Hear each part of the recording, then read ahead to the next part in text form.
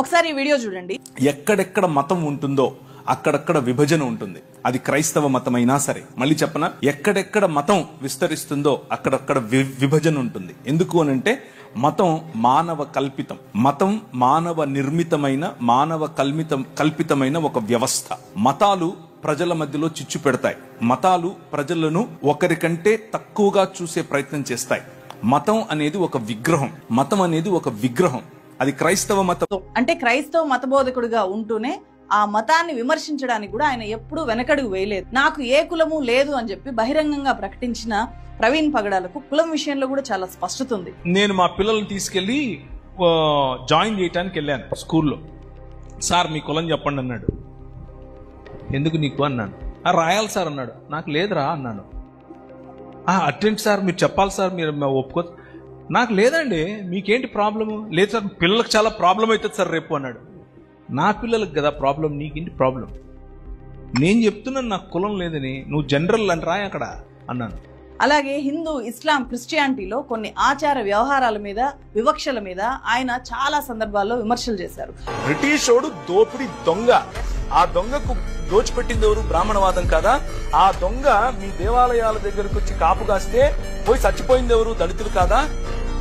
ఎవరికి చెప్తున్నారు కథలు? హిందూ మతంలో ఉండే కుల వివక్షను చాలా కఠినంగా క్వశ్చన్ చేశారు ఆయన. తెలుగు రాష్ట్రాల్లో క్రైస్తవం పెనుభూతంగా కనబడడానికి కారణం ఏంటంటే వీడు నేను సమానమా అనే భయం.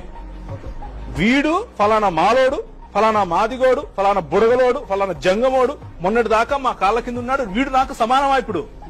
ఇది పెనుభూతం వీళ్లకు. వీడు ఎమ్మెల్యే ఎట్లా అవుతాడు? వీడెట్లా చదువుకుంటాడు? వీడెట్లా నాయకుడు అవుతాడు?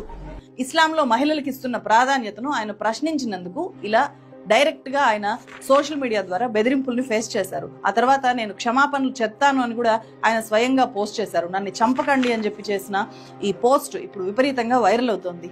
ప్రవీణ్ పగడాల మరణం వెనుక రాజకీయ పార్టీలు కూడా ఉన్నాయి అనే వాదన ఇప్పుడు ఒక మత ప్రచారకుడుగా ఇతర మతాల మీద ఆయన కటుగా మాట్లాడనుండొచ్చు. కానీ సోషల్ మీడియాలో అందుబాటులో ఉన్న ఆయన వీడియోలను పరిశీలిస్తే ఒక్క విషయం మనకు అర్థమవుతుంది.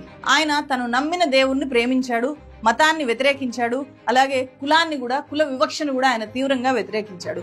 మనిషిని హక్కును చేర్చుకోవాలి అని చెప్పి ఆయన పిలుపునిచ్చాడు. అందుకే try to live a real human life అని చెప్పి ప్రవీణ్ పగడాల పదే పదే ప్రచారం చేశారు. Try to live a real human life. నిజమైన మనిషిగా బ్రతికి చూడు, మతం మెల్లిమెల్లిగా తన పట్టు కోల్పోతుంది. That's what Paul did. Paul చేసింది అదే. ఇది చాలా చాలా సెన్సిటివ్ కేసు. ఈ కేసులో ఉండే సెన్సిటివిటీని అర్థం చేసుకుని నేను ప్రవీణ్ పగడాల